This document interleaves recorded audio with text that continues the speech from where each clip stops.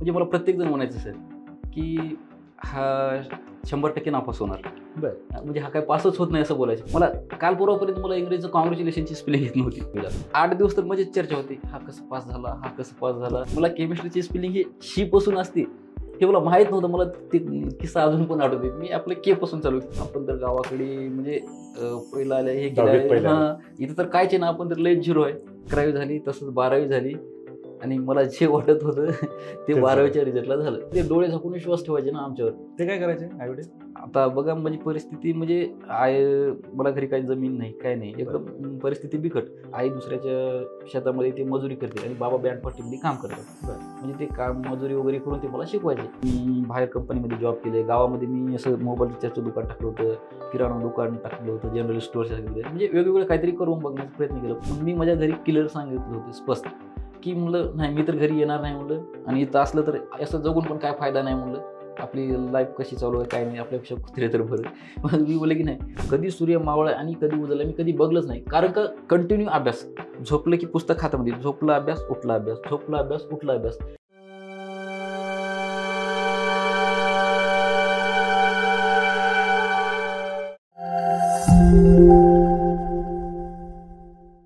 नमस्कार, मी किरण निंबोरे, वास्तव कट्टेवरती आपल्या सर्वांचं स्वागत. नुकताच PSI 2021चा रिझल्ट जाहीर झाला आणि त्या रिझल्टमध्ये PSI पदी निवड झालेले प्रीतम कुद्रे सर आज आपल्यासोबत आहेत. सध्या सोशल मीडियावरती जोरदार त्यांचे व्हिडिओज व्हायरल होत आहेत आणि जोरदार त्यांच्याविषयी चर्चा देखील चालू आहे, कारण अतिशय खडतर परिस्थितीमधून त्यांनी या यशाला गवसणी घातलेली आहे. सर, आपलं वास्तव कट्ट्यावरती स्वागत. नमस्कार सर, थँक्यू. खरं तर मी तुमचे सोशल मीडियावरती ज्यावेळेस व्हिडिओ पाहत होतो, तुमचे रिझल्ट लागल्यानंतरची एंट्री असेल किंवा तुमची भाषणं असतील, काही इंटरव्ह्यूज असतील, एक वेगळाच अनुभव आला मला त्या गोष्टींमधून. कारण तुम्ही एवढ्या खडतर परिस्थितीमधून आलात, म्हणजे सगळीच परिस्थिती तुमची वाईट होती. हो सर. शैक्षणिक असेल, आर्थिक असेल, सगळ्याच याच्यात तुम्ही मागे होतात. काय म्हणजे काय सांगाल तुम्ही, कशा पद्धतीने तुम्ही या यशापर्यंत आलात? सर, आत्ताच तुम्ही बोलल्याप्रमाणे म्हणजे माझी परिस्थिती बिकट होतीच. आणि हे माझं म्हणजे एज्युकेशन वगैरे बोलायचं असेल तर मी 12वी फेल होतो. त्याच्यानंतर डिग्रीला फेल होतो, ड्रॉपआउट होती.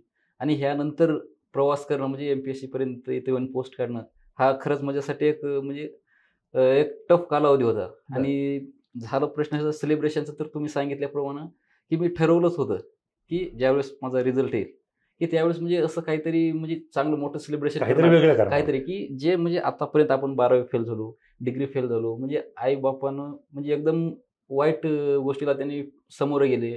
गावातले माणसं असतील, समाज, नातेवाईक, म्हणजे त्यांना काही बोलणं, टोमणे मारणं, हे करणं.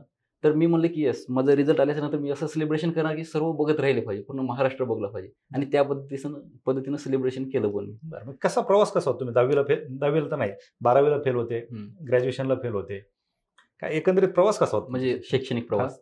सर, माझं शैक्षणिक प्रवास जर सांगायचं असलं तर माझं प्राथमिक शिक्षण आणि माध्यमिक शिक्षण माझं नांदेड जिल्ह्यातील देगलूर तालुका, त्यातील एक शेवाळा गाव, येथूनच माझं प्राथमिक आणि माध्यमिक शिक्षण झालं. आणि मी सर ॲव्हरेज विद्यार्थी, म्हणजे हुशार तर अजिबात नव्हतोच. एक ढ कॅटेगरीमध्ये म्हणल्यासारखं म्हणतात ना, याला काही जमत नाही वगैरे. मग जिल्हा परिषदमध्ये प्राथमिक शिक्षण आणि माध्यमिक माझ्या गावातच झालं, विद्याविकास विद्यालय शेवाळा. आणि 10वीला असताना म्हणजे मला प्रत्येकजण म्हणायचं सर की हा 100% नापास होणार. म्हणजे हा काय पासच होत नाही असं बोलायचं प्रत्येकजण.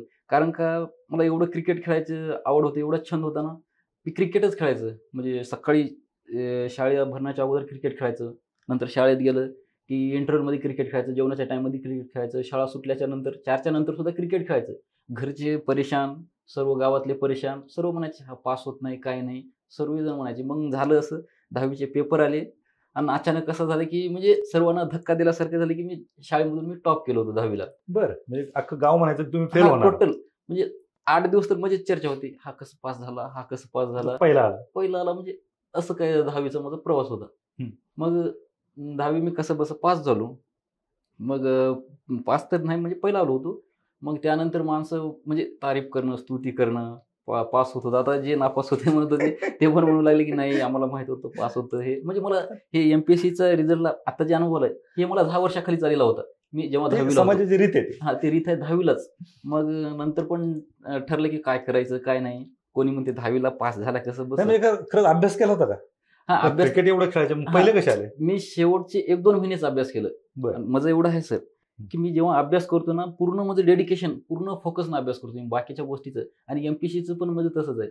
मी जास्त क्वांटिटीपेक्षा क्वालिटीला महत्त्व देणारा माणूस आहे. बरं. म्हणजे तुम्ही थोडंच अभ्यास करा पण पूर्ण क्वालिटी. अगदी एमपीएससी मध्ये जर करायचं असेल 1 वर्षात पोस्ट निघते, इव्हन कोणती राजेश्वर सुद्धा निघते, पण तुम्ही तसं डेडिकेशन अभ्यास केला पाहिजे. तसंच मी 10वीला फक्त 1-1.5 महिन्याचा अभ्यास केला झोडपून. मग मी पास झालो होतो चांगल्या ह्याच्यानं. बरं. मग पुढचा टप्पा होता माझा 12वीचा. मग 12वीला आता काय करायचं आणि मी मराठी मीडियमचा गावामधले गावाकडली शाळा.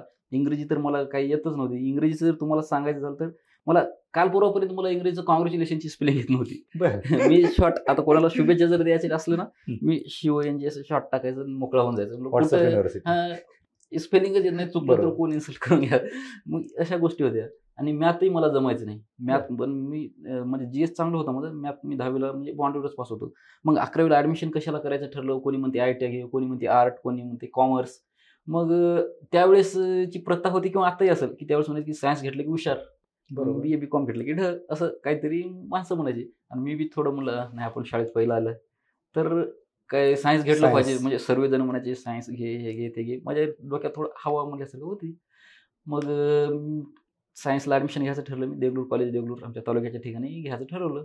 तिथे ॲडमिशन केलं. मग तिथं काय मला मॅथ अवघड जात होता माहिती होतं. तरी पण म्हणलं चला बघू काय प्रयत्न केलं तर होईल. मग जनरल सायन्सला ॲडमिशन घेतलं. तिथं गेलं मग मला अजूनही ते किस्सा आठवते पहिल्या दिवशीचा.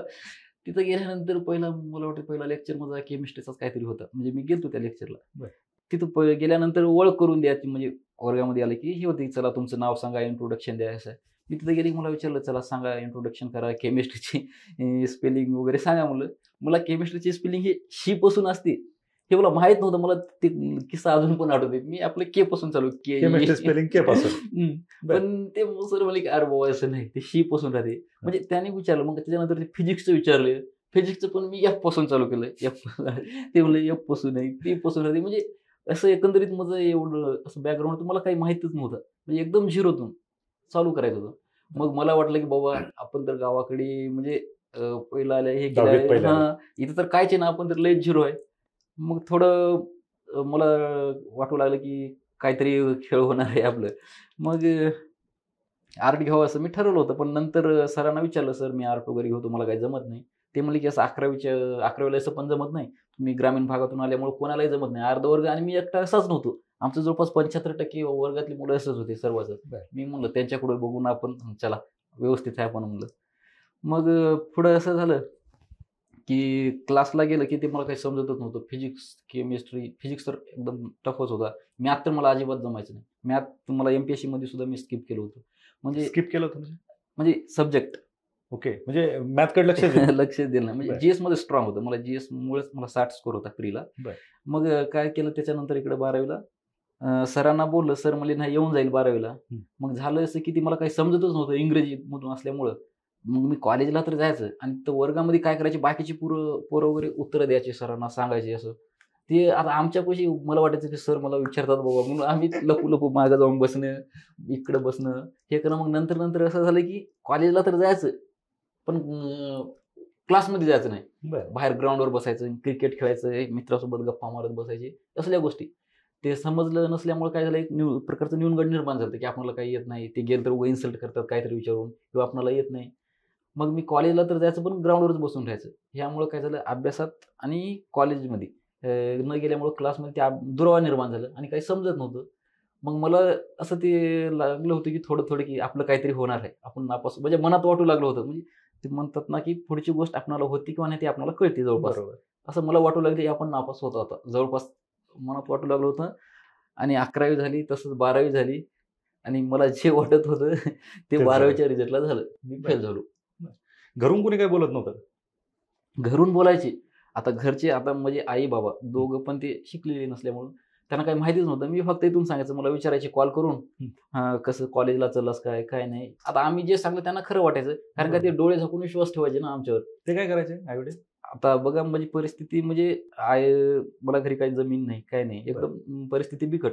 आई दुसऱ्याच्या शेतामध्ये ते मजुरी करते आणि बाबा बँडपट्टीमध्ये काम करतात. म्हणजे ते काम मजुरी वगैरे करून ते मला शिकवायचे. पण त्यावेळेस आणि कसं होतं मला 4 बहिणी मी एकटा असल्यामुळे माझं लाड करायचे चांगलं तू एकटा. छोटे होते का? नाही मी 3 नंबरचा माझ्यापेक्षा 2 मोठे बहिणी 2 छोटे. पण माझे एकटा असल्यामुळे ते लाड करायचे, मला काही म्हणायचेच नाहीत. जे पाहिजे मला ते देणं करणं. मग मला असं वाटायचं की आपल्याला काही कमीच नाही. म्हणजे गरिबीची मला जाणीवच नव्हती तेव्हा. बरं. म्हणजे मागलेली गोष्टी द्यायची एकटा असल्यामुळं. आणि मी पण जे सांगले त्यांना खरं वाटायचं. मग मी काही करायचं नाही. घरचे कॉल आले की सांगायचं. त्यालाही वाटायचं चला शाळेत वगैरे कॉलेजला. आणि मी 10वीला पहिलं आल्यामुळे त्याला वाटायचं की नाही पास होऊन जाईल. पण झालं उलटं की मी फेल झालो. बरं.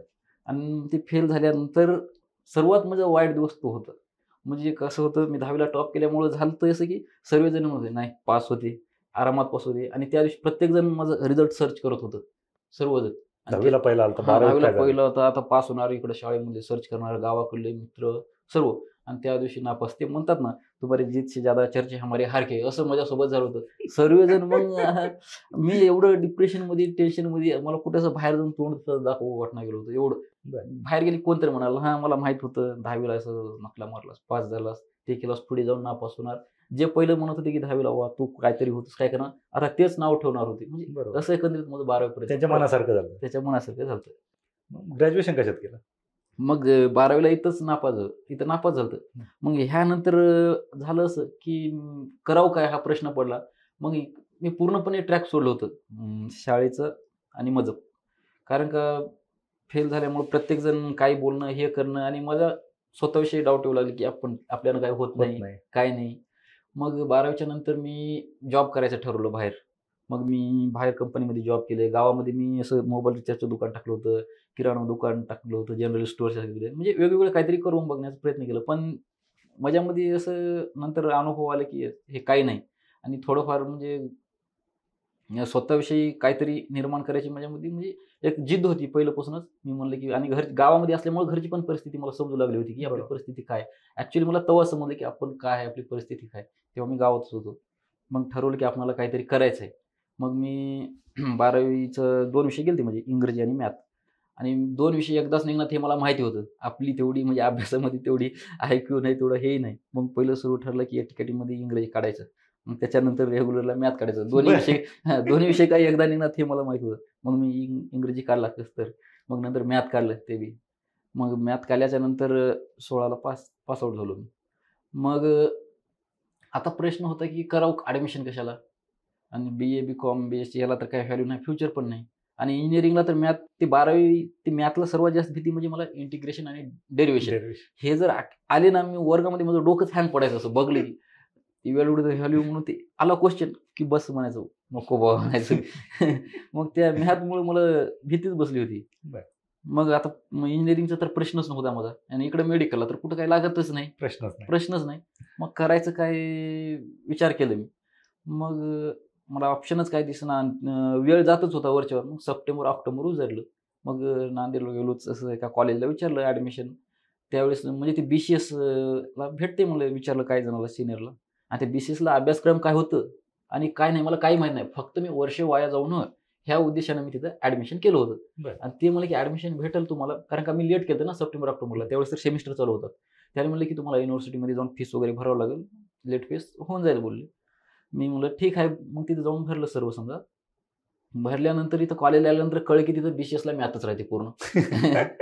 तोपर्यंत माहित नव्हतं. मला काहीच माहीत नव्हतं. फक्त माझा उद्देश होता की वर्ष वाया जाऊ नको. कारण का ऑलरेडी वर्ष गेलं होतं. बरोबर. आणि त्यातल्या त्यात असते ते पण इंग्रजीमधून असते आणि ह्या दोन्ही विषयांमध्ये मी ऑलरेडी नापास. मग झालं असं फर्स्ट सेमिस्टर फर्स्ट इयरलाच माझी इकडे वायडी पडली, नापास झालो. मग काय करणार नापास झालं की मी आता तर पूर्णपणे एकदम मी ते म्हणतात ना आपलं ट्रॅकच सोडलं होतं 100%. म्हणलं एक 12वी नापास, इकडे हे नापास. आपलं संपलं म्हणलं. काहीच नाही एज्युकेशनमध्ये आपण काही करू शकत नाही. मग त्यानंतर मी अजून इथं पुण्याला लांडेवाडीमध्ये जॉब केले कंपनीत, गुजरातला केले, हैदराबादला सिक्युरिटीमध्ये असं बरेच ठिकाणी जॉब केले. नांदेडला मेडिकलमध्ये सुद्धा मी जॉब केले, गणेशनगरला. प्रत्येक ठिकाणी जॉब केलं म्हणजे जॉब करून तरी अभ्यास करावा म्हणलं होतं. आणि त्यावेळेस काय झालं फेल झालो. फेल झाल्यानंतर मी एक डिसिजन घेतलं होतं, की मला रेग्युलर तर आता आपल्याला काही होत नाही आणि BA, BCom, BSc करून तर काही फायदा नाही. हे मला एकदम क्लिअर समजलं होतं. आणि मी कोणतेही डिसिजन घेतलं ना, मी एकदम परफेक्ट एक डिसिजनवर ठाम होतो. शेंडा फुटो अथवा पारंबी तुटो ती म्हण आहे.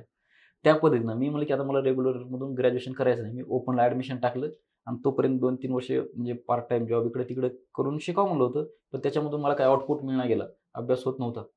मग 2-3 वर्ष म्हणजे असेच गेले. काय करावं, काय नाही आणि एकतर डिग्री नव्हती.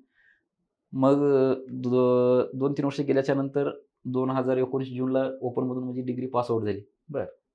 डिग्री पासआउट झाल्याच्या नंतर मग मी ठरलं की यस आता डिग्री पासआउट झाली, काही तर काही केलं पाहिजे. आणि त्या 2-3 वर्षामध्ये मी एकदम वाईट अनुभव घेतलं होतं. बेकार कंपनीमध्ये मला पहिलं काय वाटायचं की आपण आता विशेषतः ग्रामीण भागात आणि खेड्याकडे गेलं तर काय म्हणतात की 10वी-12वी झाली, चला कंपनीमध्ये वाट लावा मुलांना, कंपनीमध्ये जॉब करत. मलाही वाटायचं मस्त कंपनीमध्ये गेलं पाहिजे. दुसरी मुलं जातात गावाकडून, गेलं की येताना मस्त शूट बूट घालून एकदम वजनात. मलाही वाटायचं आपण पण गेलं पाहिजे. मग इथं आलो, आल्यानंतर समजलं त्याची काय परिस्थिती आहे, काय नाही. ते मला अजून पण असं बरेच किस्से आठवतात. इथं ते लांडेवाडीला होतं कंपनीत. मी गेलं पहिल्या दिवशी म्हणलं, "अरे ये," म्हणलं, "ये इकडे," म्हणलं, "मार ते झाडू," म्हणलं. ते मार झाडू. ते अजून आलं, एक म्हणते हेच बोलते, दुसरं आलं तिसरंच बोलते. अरे म्हणलं हे तर आपल्याला अजिबात होणार नाही. मी तर ठरवलं होतं मी चहा टाकल, टपरीवर काही करल, पण मी कंपनीमध्ये कधी कामाला जाणार आहे. मी त्याच वेळेस ठरवलं होतं. मग मी एक ऑप्शन कमी करत गेलो. म्हणजे मला वाटायचं की इकडं नाही तर कंपनीत केलं पाहिजे. मी तर म्हणलं कंपनीमध्ये तर अजिबात शक्य नाही माझ्यानं काम करणं. मग एक ऑप्शन कट. मग असं प्रत्येक ऑप्शन मी कट करत गेलो. मग मला शेवटी वाटलं की अभ्यासाशिवाय पर्याय नाही. कारण का मी प्रत्येक गोष्टी केलं होतं. पण मी प्रामाणिकपणे अभ्यास केलं नव्हतं.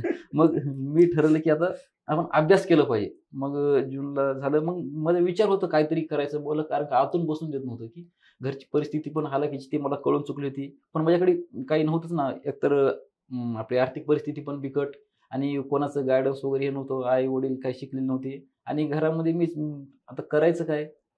हा प्रश्न पडला. मग एवढे 2-3 महिने असेच गेले. मग मी नांदेडला होतो.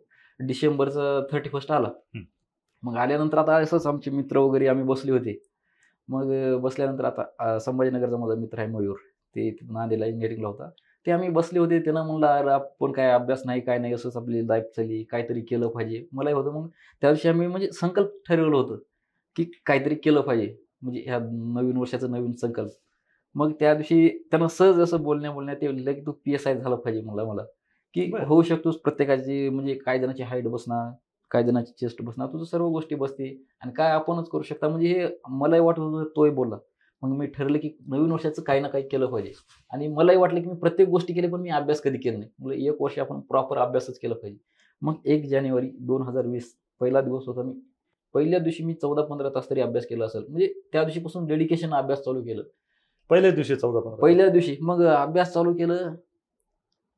2-3 दिवस म्हणजे जोर राहते बसले नवीन-नवीन. तिसऱ्या-चौथ्या दिवशी माझं अंग हातपाय दुखायला चालू झालं. म्हणजे डोळे एकदम कचकच करणं, गुडघे दुखणं, आपले पाठ दुखणं, वाकून हे दुखणं प्रत्येक. मी म्हणलं अभ्यास पण होत नाही आता आपल्याला. मी म्हणलं हे पण बंद केलं पाहिजे. पण मी म्हणलं नाही, म्हणलं प्रत्येक गोष्ट आपण असं धरसोड केलेली आहे. पण आता पूर्णपणे ठाम राहायचं. एक वेळेस करायचंच म्हणलं अभ्यास कंटिन्यू. मग अभ्यासाला चालू केलं मी. अभ्यासाला चालू केल्याच्यानंतर मग थोडं माझा अभ्यास होत गेला आणि झालं असं की तेवढ्यामध्ये पडलं लॉकडाऊन. लॉकडाऊन पडल्यामुळं मला ते प्लस पॉईंट झाला. बरं. म्हणजे मला सांगायचं की माझ्या जीवनाचं टर्निंग पॉईंट ठरलं असेल तर लॉकडाऊन. कारण का लॉकडाऊनमध्ये असं होत होतं की प्रत्येकजण पुण्याचे, नांदेडचे हे सर्व मुलं गावाकडे येत होते.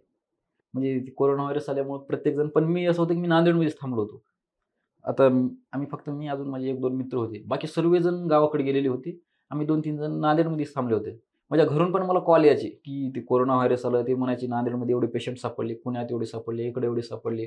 पूर्ण नाकेबंदी, रस्ते-बिस्ते. म्हणजे मी एकटाच असल्यामुळे माझ्या घरून मला फोन यायचा, "ये तू लवकर." मग मी माझ्या घरी क्लिअर सांगितलं होतं स्पष्ट, की म्हणलं, "नाही, मी तर घरी येणार नाही," म्हणलं, "आणि इथं असलं तर असं जगून पण काय फायदा नाही," म्हणलं.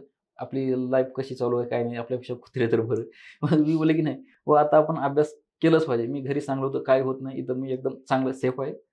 आणि मग प्रिपरेशनच्या काळामध्ये माझा मोबाईल, सोशल मीडिया वगैरे बाकी सर्व गोष्टी बंद होतं आणि त्याचा एवढा फायदा झाला मला लॉकडाऊनचा. कारण का लॉकडाऊन असल्यामुळं बाहेर कुठं फिरता येत नव्हतं. पोलीस बंदोबस्त एकदम टाईट. प्रत्येकालाच माहीत आहे लॉकडाऊनची सिच्युएशन काय होती. त्यामुळं जेवायचं पण प्रश्नच नव्हता. बाहेरचे मेस-बीस सर्व बंद. कुठेतरी असं लपून-लपून जायचं, आजूबाजूला कुठं चालू असेल तर खायचं यायचं. आणि चहा वगैरे पियाला हॉटेल बंद, टपऱ्या बंद, नाश्त्याला काहीच नको आणि फ्रेंड सर्कल तर अजिबात नको. अजिबात. कुठं जाऊन टाईमपास करतो ह्या गोष्टी तर नव्हत्या. मग झालं असं की मी अंथरूण पांघरून घेतलं रूमचे, नेऊन लॅबमध्ये टाकले. ते लॅबचं तिथं ओळखीचे होते ओनर. आम्ही दोघं-तिघंच असल्यामुळे ते म्हणलं, "बसू शकता तुम्ही, कोणीही नाही तसे." आणि कोणी नसल्यामुळे झोपणं तिथंच, उठणं तिथंच होतं लॅबमध्येच. बरोबर. प्रश्न नव्हता. मग अंथरूण पांघरून नेऊन टाकली आणि अभ्यासाला मी चालू केलं. कंटिन्यू अभ्यास आता. आता मला आठवते म्हणजे प्री होईपर्यंत 21ची ह्या 1-1.5 वर्षाच्या कालावधीमध्ये सर मी कधी सूर्य मावळा आणि कधी उजळला मी कधी बघलंच नाही. कारण का कंटिन्यू अभ्यास. झोपलं की पुस्तक हातामध्ये, झोपला अभ्यास, उठला अभ्यास, झोपला अभ्यास, उठला अभ्यास. तिथंच उठायचं, बाजूलाच पुस्तके असायचे, काढला अंथरून पांघरून की लगेच तिथं घ्यायचे, बसायचे, झोपायचे. आणि झालं असं की मला म्हणजे एकदम भारी वाटत होतं. आता इतिहास, भूगोल, अर्थशास्त्र ह्या गोष्टीमध्ये वाचायला नवीन नवीन माहिती भेटत होती ना. मग मी कधी वाचलंच नव्हतं. आता मला काय वाटायचं म्हणजे लहान लेकरासारखे विचार. मलाही पहिलं वाटायचं की आपल्या नांदेड जिल्ह्यामध्ये समुद्र का नाही. आता सर्वजण गोव्याला जातात. मला वाटायचं गोव्याला समुद्र आहे तर आपल्याकडे का नाही समुद्र. आपल्याकडे सफरचंद का लागत नाहीत किंवा आपल्याकडे ह्या गोष्टी. पण मी जेव्हा भूगोल वाचलं आणि त्यावेळेस मला समजायला लागलं की अरे त्यासाठी म्हणजे हवामान तसं पाहिजे, भौगोलिक परिस्थिती ह्या गोष्टीची आहे. आणि इकॉनॉमिक्स वाचल्यानंतर मला समजलं की GDP काय आहे, त्याच्यानंतर चलन काय. आपण अमेरिकेला मलाही वाटायचं $1 म्हणजे 70-80 रुपये एक, हे असं कसं बाबा काय नाही, आपण अमेरिकेला का मागे टाकू शकत नाही. ह्या मलाही गोष्टी वाचायच्या. ज्यावेळेस मी इकॉनॉमिक्सचा अभ्यास करायला चालू केलं ते समजायला लागलं की ह्या गोष्टी अशा आहेत, ह्या केलं तर ह्या होते. म्हणजे मला भारी वाटायला लागलं. एकतर आपलं अभ्यास केल्यामुळे नॉलेज वाढायला लागलं आणि एक्झाममध्ये मार्क पण यायला लागले आणि लोक पण आपली स्तुती करायला लागले. म्हणजे ह्या सर्व गोष्टीमुळे मला अजून आवड निर्माण झाली अभ्यास करण्याची. आता MPSCचा अभ्यास ज्यावेळेस करायला लागले, कोविड होता. हा, कोविडमध्ये तर तुम्ही फुल टाइम अभ्यास केला. फुल. त्यानंतर कशा पद्धतीने तयारी केली कोविड नंतर? सर कोविडच्या नंतर माझं म्हणजे डेली रुटीन ठरलेलंच होतं. शेवटपर्यंत तुम्ही पुण्यातच नांदेडमध्येच अभ्यास? नांदेडमध्ये सर मी प्री पर्यंत अभ्यास केले. बरं. 26 फेब्रुवारी 2022 हे आमची प्री एक्झाम होती. मग मी काय केलं, लॉकडाऊन म्हणजे उठलं ते मध्येच काही लॉकडाऊनचे म्हणजे 2-3 टप्प्यामध्ये होतं ना. लॉकडाऊन उठलं, चालू झालं, बंद झालं. पण माझ्या रुटीनवर काही फरक पडला नाही. माझं ठरलेलंच होतं. आता नंतर पण मी लॅबमध्ये झोपायचं, लॅबमध्येच. आता ते सर्व माझं घरच झाल्यासारखं होतं लॅब. तेच रुटीन फॉलो केली. उठला अभ्यास, कारण का नाईटला तर कोणी बसत नव्हते. मी नाईटला बसायचं म्हणजे जमते. मला वाटतं की मी 5.5 तासाच्या वर कधी झोपलंच नाही त्या टाइममध्ये.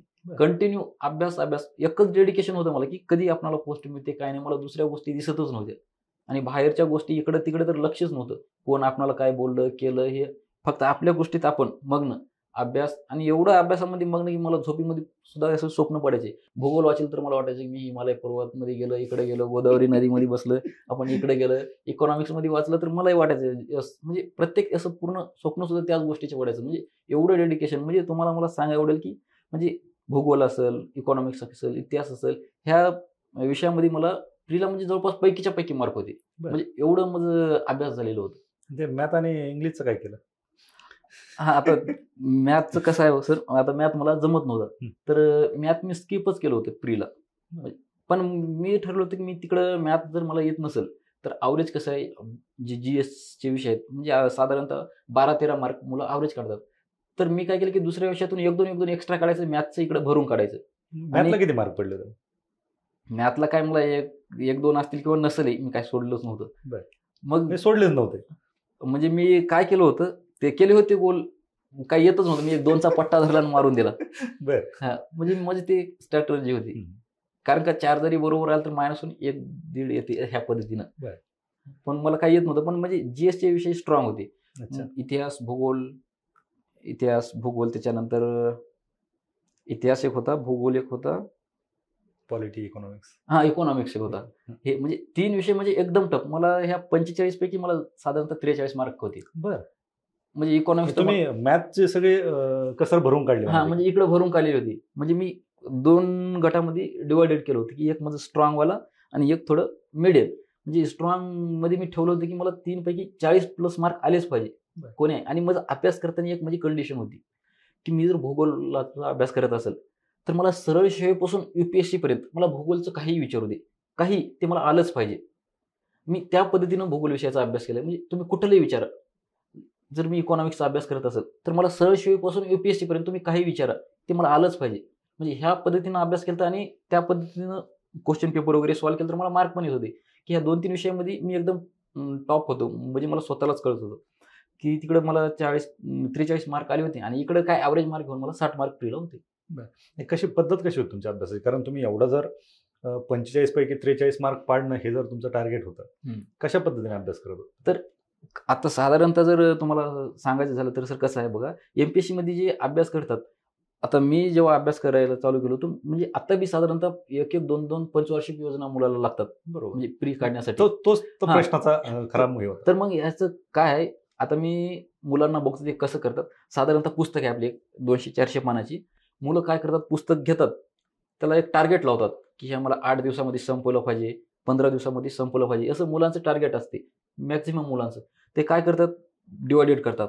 8 दिवसामध्ये मला एवढी पुस्तक वाचायचं आहे, तर दररोज 50-60 जे काही पानं होतील ते दन म्हणजे एकदम फास्ट वाचून कंप्लीट करतात. म्हणजे एक त्याच्या मनाला सॅटिस्फाय वाटतं, की येस माझं पुस्तक वाचून झालंय. एक रिव्हिजन झालं. एक पण ऍक्च्युली त्याला किती समजलंय काय नाही, त्याला काही येतच नाही. पण माझं तसं नव्हतं. मी दररोज 5, 10, 15, 20, 50 जेवढी पानं होतील तेवढे. पण मी जर ते पानं वाचलं तर तुम्ही मला कोणतीही ओळ विचारायची त्याच्यामधलं मी ते तुम्हाला सांगणार. जे करायचं ते परफेक्टच नसतं नाही. मी क्वांटिटीपेक्षा क्वालिटीला महत्त्व देणार. मी पहिलंच सांगले, की मी जेवढं काही वाचलं ते मला आलंच पाहिजे. हे माझं एक अट्टाहास होतं. आणि मी कधीच असं स्वतःला टार्गेट दिलं नव्हतं, की हे पुस्तक मला 8 दिवसात, 15 दिवसात, महिन्यात संपलं पाहिजे. ज्यावेळेस मला समजेल त्यावेळेस ते संपलं पाहिजे. बस एवढंच होतं. आणि त्या पद्धतीनं मी अभ्यास करायचो. आणि दुसरी एक गोष्ट सांगायची म्हणजे, की मी पूर्ण पुस्तक मी कधीच वाचेल नाही. म्हणजे मुलं काय करतात आता, फर्स्टपासून चालू करतात. कोणी तर ते प्रस्ताविका वाचवते लेखकाची. काय लिहिलं काय नाही. आपल्याला गरज काय ते वाचायची आपल्या कामाची. आता फॉर एक्झाम्पल जर तुम्हाला सांगायचं असेल तर आपलं गुरु कोण म्हणजे तर आयोगाचे पेपर. आयोगाचे पेपर म्हणजे आपल्याला सांगतात, ते वाट दाखवतात कसं द्यायचं काय नाही. तर आयोगाचे क्वेश्चन पेपर बघले की आपल्याला लक्षात येते, की आयोग कोणत्या गोष्टीला फोकस केलेला आहे, कोणत्या टॉपिकवर मॅक्झिमम क्वेश्चन आलेले आहेत, त्याचं विचारण्याचं फॉर्मॅट काय, कोण्या पद्धतीने विचारतात. ह्या गोष्टी आपण जेव्हा बघता त्यावेळेस आपल्याला समजते, की अभ्यास काय केलं पाहिजे काय नाही. कसं आहे, पुस्तक बनवणारा प्रत्येक गोष्टी त्यांना टाकावंच लागते. पण आयोगाचं एक हे आहे, की म्हणजे कोणत्या राजस्वाला काय विचारलं पाहिजे, कंबाईनला काय, ॲग्रीला काय, म्हणजे त्यानुसार जेव्हा हे क्वेश्चन पेपरचं आपण मायक्रो अनालिसिस करतात त्यावेळेस आपल्याला समजते, की काय वाचलं पाहिजे, काय स्किप केलं पाहिजे. आणि मी ह्या गोष्टी एकदम प्रॉपरपणे प्लॅन केलं होतं. त्यामुळे मी क्वांटिटीपेक्षा क्वालिटीला महत्त्व दिलं होतं. आणि जास्त पुस्तकं नाही, थोडंफार वाचले पण एकदम परफेक्ट. आणि क्वेश्चन पेपरवर माझा एवढा कमांड होता 2011 पासून 2020 पर्यंत. मी अक्षरशः टोटल क्वेश्चन पेपर म्हणजे तोंडपाठच केलं होतं. धुरळाच, पाणी. तुम्ही काय विचारा. तुम्ही 2011चं तुम्ही जर राजशिवाचं जर म्हणलं, की इतिहासचं एवढं क्वेश्चन नंबर सांगा 15, तर मी ते सांगून ऑप्शन उत्तर सांगलं. तुम्ही 2018चं सांगा म्हणलं, 18चं कोणतेही, ॲग्री असो, इंजिनिअरिंग असो, काही असो. म्हणजे एवढं कमांड आलं होतं. नुसतं ते क्वेश्चन पेपरच बघणं नाही, तर ते क्वेश्चन विद्यार्थी विचारण्याची पद्धत काय आहे, कोण्या फॉर्मॅटनं विचारलंय, अननोन क्वेश्चन जर म्हणजे पोरं म्हणतात, की आउट ऑफ सिलेबस क्वेश्चन विचारलेला आहे, तर ते आउट ऑफ क्वेश्चन विचारलं तर ते कोण्या पद्धतीने विचारले, आजपर्यंत आयोग विचारलं तर त्याचं आन्सर दिले तर कोण्या पद्धतीने दिले, ऑप्शन कसे सेट केले, काय नाही. म्हणजे एवढं माझं मायक्रो अनालिसिस झालं, की म्हणजे त्या विषयामध्ये मला मार्क आलेच पाहिजे. आणि तिसरी गोष्ट म्हणजे असं होतं, की मी जेवढा अभ्यास करतो 100% जर मी अभ्यास केलं तर त्यापैकी 60% हे मी पुस्तक वाचायचे आणि 40% हे टेक्निकल अनालिसिस म्हणजे डेली ठरलेले. आता दररोज जर मी साधारणतः 12 तास जर अभ्यास केलं तर त्याच्यातले 60% पुस्तक वाचायची, 40% मी टेक्निकल अनालिसिस. म्हणजे त्याच्यामध्ये कसं, की आयोगाचे क्वेश्चन पेपर बघणे, आयोगाचे क्वेश्चन पेपर बघले, की आयोगाचे क्वेश्चन पेपर सोडवणे, आणि मी जे वाचलंय त्याच्यामध्ये म्हणजे आयोग कोणते क्वेश्चन विचारले काय नाही, म्हणजे ते पडताळून पाहणे, म्हणजे बघणे आतापर्यंतचं फॉर्मॅट काय आहे, आपण काय केलंय, म्हणजे क्वेश्चन पेपर एकंदरीत आयोगाने हे क्वेश्चन सेट केले तर असंच का केलंय, म्हणजे आपण क्वेश्चनला प्रति क्वेश्चन करायचं, केलं तर असंच का केलं काय नाही, म्हणजे क्वेश्चनचे अजून आपण क्वेश्चन बनवणं. मग त्यामुळे माझा अभ्यास एकदम परफेक्ट होत गेला. क्या बात आहे. मग कोविडमध्ये तुम्हाला तर सुरुवात तुम्ही कोविडमध्ये केली आणि त्याच्यानंतर सगळे दुकानं वगैरे बंद होते, मग पुस्तकं तुम्ही कशी केली? सर, त्यावेळेस काय होतं, मी नवीन म्हणजे MPSCच्या अभ्यासाला चालू केली होती. पण त्यावेळेस माझ्याकडे काय होतं, आपलं लोकसेवा प्रकाशनचं हातनोरीचं ते आपलं कंबाईन स्पष्टीकरणचं पुस्तक होतं आणि ते 21,000 क्वेश्चन पेपर होते आणि एक लिमिटेड 2-3 पुस्तक होते माझ्याकडे. आणि माझं एक प्लस पॉईंट पण म्हणता येईल त्या गोष्टीला, माझ्याकडे जास्त मटेरियल नव्हतं, थोडंफारच होतं आणि क्वेश्चन पेपर वगैरे होते माझ्याकडे.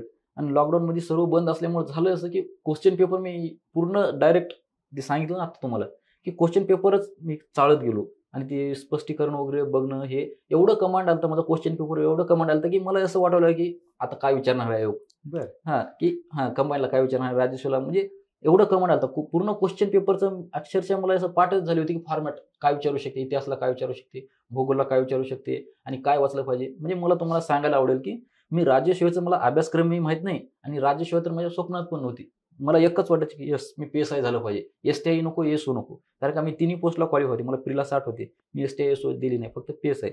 राज्यसेवेचा माझा पहिला अटेम्प्ट होता आणि मी कधी राज्यसेवेचा अभ्यासही केला नाही. तर क्वेश्चन पेपर बघून ह्या कंबाईनच्या अभ्यासच्या जोरावर मला राजेशाला फर्स्ट अटेम्प्टला 130 मार्क होते जीएसला. बरोबर. म्हणजे तुमचं फक्त क्वेश्चन पेपरवरती कमांड असल्यामुळे खरं तर तुम्हाला ह्या सगळ्या गोष्टींपर्यंत पोहोचायला मदत झाली. म्हणजे काय वाचलं पाहिजे, काय नाही वाचलं पाहिजे, ह्या गोष्टी क्वेश्चन पेपर मधून कळतात. बरोबर. म्हणजे आयोगाला काय अपेक्षित आहे हा, हे तुम्हाला फक्त क्वेश्चन पेपर मधूनच कळू Question शकतं. paper. कोणी सांगून किंवा फक्त वाचन करून उपयोग हा. नाही.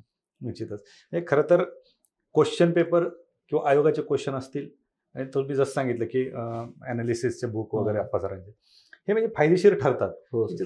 हे सगळं झाल्याच्या नंतर एकतर तुम्ही पूर्वपरीक्षेचा अभ्यास पूर्ण कोविडमध्ये गावाकडे केला. हो. पुण्याला आल्याच्या नंतर मुख्य परीक्षेचा अभ्यास कसा केला? हा सर, इथं काही अडचणी आल्या नाहीत का? हा, जेव्हा मी इथं आलो होतो पुण्याला, त्यावेळेस इथं मला काहीच माहिती नव्हतं सर. म्हणजे जेव्हा मी पास झालो तेव्हा मी घरी सांगितलं होतं की मेन्ससाठी मी नांदेडला, कारण का मी ऐकलं होतं की मेन्ससाठी पुणे गेलं तर चांगलं राहील, तिथं वातावरण चांगलं आहे.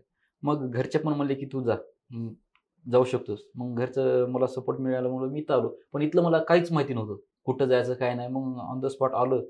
मग इकडं आल्यानंतर आता इथं तयारी कशाची करायची हा माझ्यासाठी महत्त्वाचा मुद्दा होता, कारण का मी PSI, STI, SO या तिन्ही पोस्टसाठी मी क्वालिफाय होतो. मग कोणी म्हणते STI कर, चांगलं जॉब आहे, ऑफिशियल जॉब आहे आणि तू एकटाच असल्यामुळे तुला फॅमिलीला टाइम देता येते. कोणी म्हणते SO कर आणि PSI तर कर, असं मला कोणी म्हणलंच नाही आतापर्यंत. मी जे डिपार्टमेंटमध्ये म्हणजे मित्र आहेत त्यांना पण विचारले, ते म्हणते की PSI करूच नको. सर्वजण म्हणतात हेच कर, पण आता मला तर इंटरेस्ट होती, मला तर व्हायचं की यस झालं तर मी PSIच होणार, असं माझी इच्छा होती. मग प्रत्येक जण म्हणते की तू STI कर, SO कर. मग त्यानंतर मी 8-15 दिवस म्हणजे असेच गेले. मग मी विचार केलं की मी ठरवलं यस मला PSIच करायचं आहे. मी म्हणलं की ऐकावी जनाची, करावी मनाची. मग मी PSI करायचा निर्णय घेतला. मग PSIची तयारी चालू केली. मग त्याच्यानंतर पेपर फर्स्टला मराठी, इंग्रजी राहते आणि माझं 12वीला काय होतं की हिंदी विषय होता आणि ग्रॅज्युएशन तर इकडंच झालं. मग इथं आल्यानंतर मराठीचा अभ्यास करताना मराठी इथं अ, आ, इ पासून मला शिकावं लागलं. ते मला इथं माहीत झालं की म्हणजे अ, आ, इ शिकवली होती. कारण का मला अ, आ, इ येत होती, क, ख तर मला येतच नव्हतं. मग इथे येऊन त्या गोष्टी मला अभ्यास करणं, ते पाठ करणं, कारण का ते पाठ केलं तरच पुढच्या गोष्टी समजतात. म्हणजे इथून एकदम झिरोतून सुरुवात होती माझी. आणि त्याच्यानंतर तर सर्वात मोठा विषय होता माझ्यासोबत इंग्रजी. कारण का इंग्रजीमध्ये मी ऑलरेडी म्हणजे फेल होत आलेलं ते. इंग्रजी तर मला आता काहीच समजणार, करावं काय? मग इथं गेलो होतो एक क्लासला वगैरे. मग तिथं काय ते शिकवलेले मला तिथं समजायचं. मग इथं लॅबला आलं की मला काहीच समजायचं नाही. चक मग ते बंद केलं 8-15 दिवसात. मग मी अजून आलो म्हणजे पूर्ण बेसिसवर. माझं गुरु म्हणजे क्वेश्चन पेपर. मग आले क्वेश्चन पेपर, मग बघणे क्वेश्चन पेपरचा फॉर्मॅट बघणं. मग आयोगाचे मग मी ठरवलं होतं, कारण का प्रीच्या तेव्हा 1 वर्ष, 1.5 वर्ष चांगला अभ्यास केला. मी म्हणलं आता जेमतेम माहितीच 2-3 महिने. कारण का आता असा अभ्यास करायचा 1-1.5 वर्ष, की नंतर पुन्हा कोणाला अभ्यास करायची गरजच पडली नाही. म्हणजे एकदम असं क्वालिटीनं अभ्यास करायचं. माझं हे प्लॅनच ठरलं होतं. मग मी अजून तेच रुटीन चालू केलं पहिल्याच्यासारखंच. इथं पण आल्यानंतर लॅबमध्ये झोपणं, उठणं, कारण का आगाऊ म्हणजे टाईमपास नव्हताच माझा इथं आल्यानंतर. आणि अभ्यास करण्याची माझी पद्धत अशी होती की सर मी टाईम वेस्टच करायचं नाही. आता मी काही नोट्स वगैरे मी काढलं, हे केलं, ते काय करायचं, मोबाईलमध्ये फोटो काढायचे नोट्सची शॉट आणि ते मी वॉलपेपर ठेवायचं. बरं. मोबाईलवर वॉलपेपर वाचत ठेवायचं राहिले. आणि मग ते असं वाचायचं. आपलं व्होकॅब्युलरी असतील, काही असतील, ते म्हणजे ग्रामरचे ते सूत्र वगैरे असतील, की दररोज चेंज करायचं. दररोज नोट्स काढायची, त्याचं वॉलपेपर ठेवायचं आणि ते नोट्स काढले ना, मग त्याची काय करायची, रेकॉर्डिंग वगैरे करायची. मग मेसला चलं, बाहेर चलं, मग ते ऐकायचं, झोपताना ऐकायचं. म्हणजे माझं टाईम प्रीच्या टाईमला असो की म्हणजे माझं टाईम वाया जायचं नाही. कुठं घरी जर गेलं असलं म्हणजे रूमला वगैरे गेलं, की मग ते JBL आणून ठेवलं होतं साऊंड सिस्टम.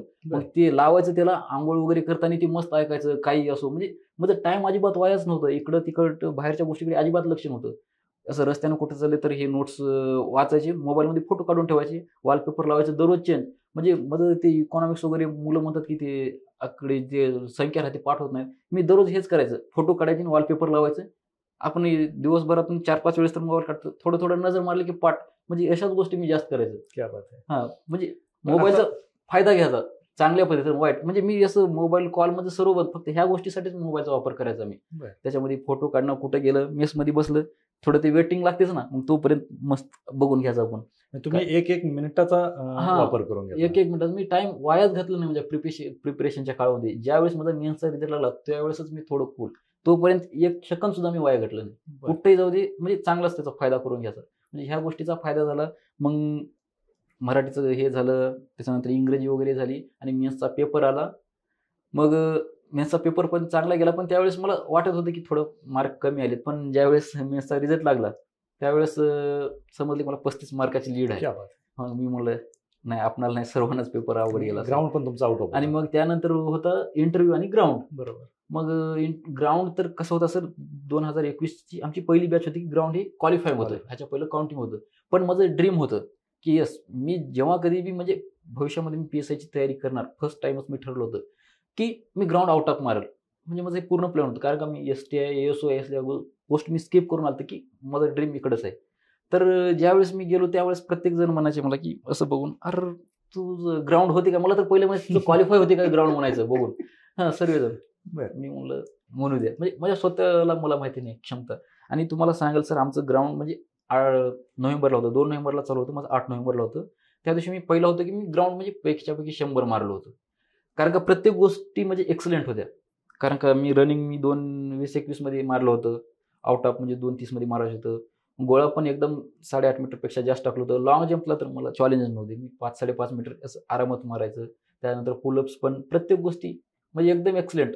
कारण का ते MPSCचा आपला भाग आहे, प्रोसेस आहे. मी कधी असं प्रॅक्टिस आपल्या ते MPSCचा प्रोसेस आहे म्हणून मी प्रॅक्टिस केली नाही, की मी रनिंग वगैरे करत असताना मी स्वतःच विचार करायचे, आपल्या स्वतःचं शरीर बळकट होते किंवा आपल्या आरोग्यासाठी चांगलं आहे. फक्त परीक्षा द्यायची म्हणून करत नव्हतं. म्हणजे ह्या गोष्टी मी पॉझिटिव्हली घेऊन करायचं आणि त्याचा मला फायदा झाला. मग ग्राउंडमध्ये 100 पैकी 100 आलं. मग अजून मला इंटरव्ह्यूला कॉन्फिडन्स वाढला, की म्हणलं दुसऱ्यापेक्षा आपल्यापेक्षा काहीतरी हटके आहे.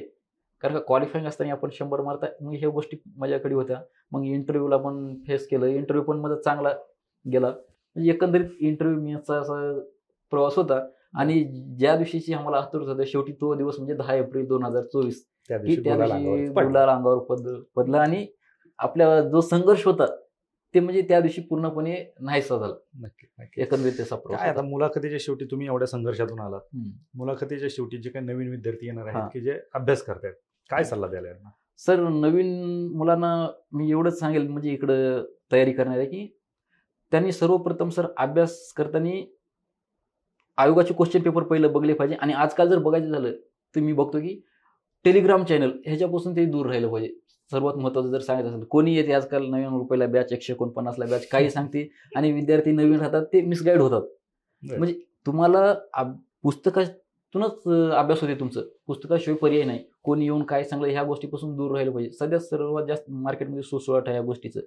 आणि प्रॉपर अभ्यास करणे, डेडिकेशननं. आता मला जर सांगायचं असलं तर आता काय होते, आता पुण्यासारख्या ठिकाणी मी बघतो ना, आता मराठवाड्यातून आपलं नांदेड वगैरे या दुष्काळी भागातून येतात मुलं, तिकडे BA, BCom, BSc करून. आणि तिकडं कसं, मी नांदेडला असताना मी पण इथं आल्यानंतर शॉक झालो. तिकडं मुलं वेगळी बसतात लॅबमध्ये, मुली वेगळं.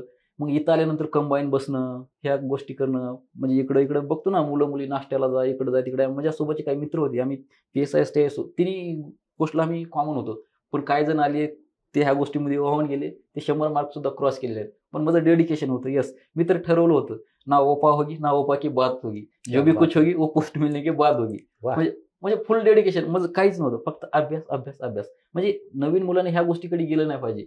सध्या आपण बघता मार्केटमध्ये काय चालू आहे काय नाही, की फक्त आपल्या अभ्यासाशी प्रामाणिक राहिलं पाहिजे. आपल्या आई वडिलांच्या कष्टाची ज्याला जाणीव आहे तो 100% सक्सेस होईल. इथं तयारी कोण केलं पाहिजे, तर ज्याच्यामध्ये जिद्द आहे, संघर्ष करण्याची तयारी आहे, पेशन्स आहेत. आणि हे आपलं कॉलेजचं सेमिस्टर नाही, संध्याकाळी बसलं, नाईट मारलं आणि सकाळी गेलं, पास झालं, आलं इथं. आणि इथं एक प्लस पॉईंट MPSCचं मला हे आवडते, की आपलं कॉलेज लाईफमध्ये कसं राहते, तुम्हाला मॅथ जमत नाही, तुम्हाला इकॉनॉमिक्स जमत नाही, तर तुम्हाला जर 35 मार्कच्या कमी पडलं तर तुम्ही कॉलेज लाईफला तुम्ही नापास होतात. पण MPSCमध्ये ह्या गोष्टी नाहीत. तुम्हाला जर ह्या जमत असेल तर दुसऱ्या विषयामध्ये मार्क घ्या ना, पैकीच्या पैकी घ्या.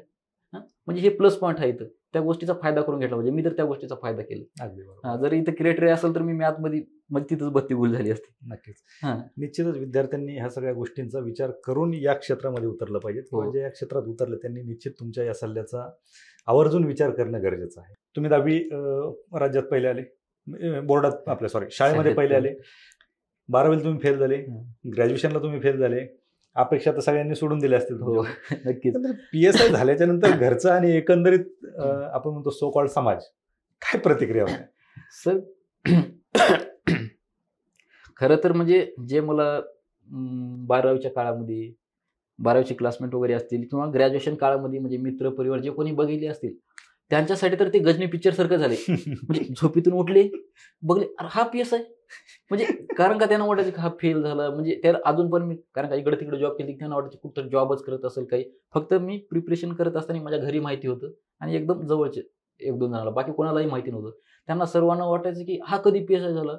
म्हणजे सर्वजण असं धक्का दिल्यासारखंच. आता म्हणजे मित्र वगैरे कॉल वगैरे करतात, म्हणतात अरे तू कधी झालास, म्हणतात तू तर 12वी नापास झाला होतास, तू कधी हे केलास, कोणी म्हणते तू ग्रॅज्युएशनलाच फेल झाला होतास, कोणी म्हणते इकडंच जॉबला होतास. ह्या एकंदरीत. आणि घरचा माहोल तर म्हणजे घरचे तर म्हणजे एवढे खुश होते की सांगू शकत नाही. प्रत्येक जण म्हणायचे की हा गेला, आणि फक्त घरच्यांनाच माहित होतं की मी इथपर्यंत आलेले, तर का बाकीच्यांना माहिती नव्हतं. आणि तुम्ही ज्या म्हणल्या पद्धतीनं प्रत्येक जण आपणाला म्हणजे टोमणे मारणे, समाज असेल कोणी असेल गावाकडले, आता रिझल्ट आल्यानंतर ते माहोल एकदम म्हणजे 360 डिग्रीमध्ये चेंज झाला. आम्हाला माहिती होतं. हां, प्रत्येक जण. आता तुम्हाला सांगतो ना, आता मी ठरवलं होतं, की म्हणजे आपल्या आई-वडिलांना किती कष्ट केले आणि किती त्यांना हे करावं लागले. तर आत्ताच पहिलं सांगितलं, की सेलिब्रेशन मी मोठं करायचं ठरवलं होतं. ज्यावेळेस माझी तिथं गावामध्ये एंट्री झाली, एंट्री झाल्याच्या वेळेस मी त्या जिप्सीमध्ये ते थारवर होतो. आणि ज्यावेळेस ते म्हणजे एंट्री तिथून होत होती, म्हणजे आमच्या गावाच्या फाट्यापासून 3 किलोमीटर आधीपासूनच मी एंट्रीचं हे केलं होतं प्लॅन. ज्यावेळेस मी त्या जिप्सीवर होतो, त्यावेळेस म्हणजे सेलिब्रिटीपेक्षा मला कमी फिलिंग होती. ज्यावेळेस मी वरून असा हात देत होतो, त्यावेळेस माझ्या हातात 20-20, 30-30 हात येत होते असं. क्या बात आहे. शुभेच्छा, ते म्हणजे मला ते अजूनही जर ते मोमेंट जर आठवला ना, तर असं डोळ्यात पाणी येते. म्हणजे एवढं विसरूच शकत नाही, एवढं मोमेंट भारी होतं ते. नाही, तुमच्याही पेक्षा ज्या आईवडिलांनी तुम्हाला एवढं कष्ट करून शिकवलं, दुसऱ्याची तर रोजानी कामाला जाऊन तुम्हाला हां. शिकवलं, त्यांना याचा जास्त आनंद असेल. ते तर सर्वात जास्त ज्यावेळेस आता म्हणजे सोशल मीडियावर व्हिडिओ पण आहेत, तुम्ही बघू शकता, की ज्यावेळेस मी तिथं एंट्री केली माझ्या गावाच्या तिथं, त्यावेळेस माझी आई जेव्हा आली होती, त्यावेळेस मी माझ्या आईला वगैरे घेऊन खांद्यावरती उचलत होतो. म्हणजे त्यावेळेस माझी आई खुश होऊन हे करणं, तिच्या डोळ्यातून पाणी जाणं बाबाच्या, म्हणजे ते अविस्मरणीय क्षण आहे. म्हणजे ते विसरू शकत नाही. सध्या म्हणजे आता पण मला आठवते माझ्या डोळ्यापुढे, की सोशल मीडियावर ते व्हिडिओ लय व्हायरल झालेले आहेत म्हणजे. बरोबर. तुम्ही पाहू शकता. आपण म्हणतो की बऱ्याच लोकांनी शून्यातून विश्व उभं केलं. हां. तर तुम्ही शून्यात पण नव्हते, मायनसमध्ये होते. हां, 100% मायनसमधून तुम्ही शून्यात आले आणि शून्यातून तुम्ही आज PSI पदी तुमची निवड झाली. ग्रामीण भागामध्ये PSI ही सगळ्यात मोठी पोस्ट समजली जाते. हां, हां, IPSचे एवढे सत्कार किंवा सेलिब्रेशन होत नसेल, हां. तेवढं PSIचं होतं. आणि विशेषतः नांदेडसारख्या ठिकाणी तुम्ही ग्रामीण भागातून येता. हो. आणि आता म्हणजे गावानी म्हणा, घरच्यांनी म्हणा, किंवा तुम्ही स्वतःवरचा विश्वास सोडून दिला होता, की मी काहीच हो, होऊ शकत नाही, हे हो. तुम्हालाही वाटलं होतं. हं. तुम्हालाच वाटतं म्हणल्यावर घरच्यांना आणि गावाला किंवा समाजाला तेच हवं असतं. आणि या सगळ्या गोष्टीतून तुम्ही उभा राहिलात आणि आज तुम्ही PSI पदी तुमची निवड झाली. निश्चितच हे खरंच समाजातील अनेक तरुणांना हे प्रेरणादायी ठरणारी गोष्ट आहे. आजपर्यंत आपण खूप मुलाखती घेतल्या, खूप कष्ट करून हं. समोर आले. कोणाची हलाखीची परिस्थिती असते, परंतु तुम्ही हलाखीची परिस्थिती आणि बौद्धिक गरिबी हां. या दोन्ही गोष्टींना फेस करत तुम्ही स्वतःला प्रूव्ह केलं आणि आज तुम्ही PSI पदी तुमची निवड झाली. त्याबद्दल पुन्हा एकदा तुमचं वास्तव कट्ट्यावरती आमच्या सर्व टीमकडून आणि सर्व विद्यार्थ्यांकडून आपलं अभिनंदन. आणि आपण वास्तव धन्यवाद कट्ट्यावरती सर. आलात, संवाद साधला आणि धन्यवाद. खरे वास्तववादी तुमचा प्रवास इथं मांडला, त्याबद्दल खूप खूप आभार. धन्यवाद सर. थँक्यू.